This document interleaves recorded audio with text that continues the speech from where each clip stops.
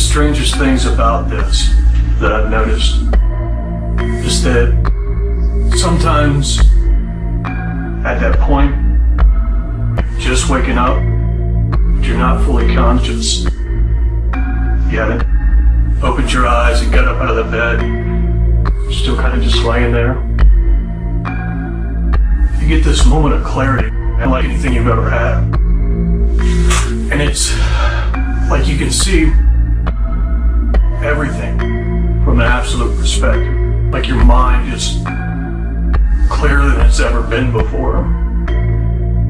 You can see everything you're doing wrong in your life and everything you're doing right and what you need to be doing, what things you need to change.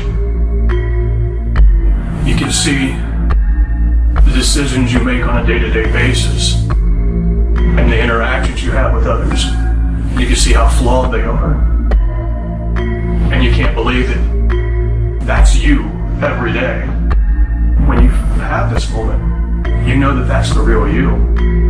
This person that sees everything so clear and is so rational and calm. That's the real you. And you don't know how to get it in control and why you can't be like that all the time. And then you open your eyes and you get up and it's gone. It's like Jekyll and Hyde. It's just gone. You're a different person. And when you finally figure out what it is and how it relates to all your other health problems, and you finally get that real you to come back to the surface again in your day-to-day life, it changes a lot. It's like a big weight lifted off your shoulders. During my journey towards recovery, figuring out how to fix myself, I learned a lot about medicine and psychology as well, and every aspect in between, including neurology, molecular biology. I've studied this stuff for about a year now, pretty thoroughly.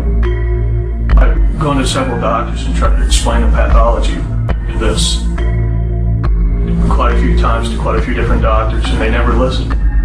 Psychology is a pretty corrupt industry. The DSM is written by the pharmaceutical companies. The fundamental flaw in psychology is their logic that goes into justifying their treatments. And an example of this is to say, well, in ADHD we notice there's a lack of serotonin. So let's throw a lot more serotonin at you. That's their solution.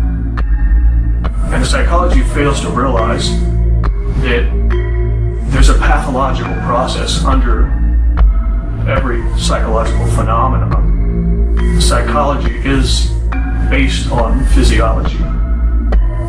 And you don't just put a band-aid on the problem. If you want to fix a person, you gotta know why the neurotransmitters have an imbalance, what that's related to.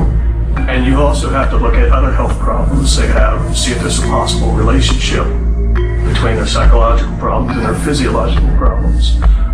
Psychology doesn't do this. It just puts medicine over top of the problem. And it makes a lot of people worse.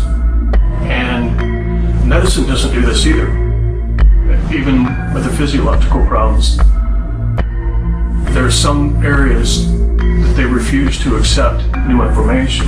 Doctors refuse to acknowledge that they don't know everything and that there's more going on that they haven't learned about in med school. And as a result, a lot of people aren't getting treated.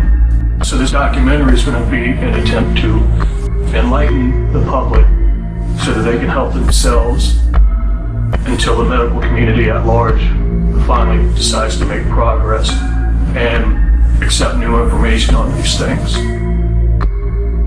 I think the prospect of helping homeless people get their life back together and get back on their feet, helping kids get off these medicines that are no good for them at all, and helping adults understand how to get their personality back, as well as how to reduce the health problems involved with this. I think that's worth the effort, and that's the goal of this documentary. Support this documentary and pass it around so it can find its way in the lap of people who can't support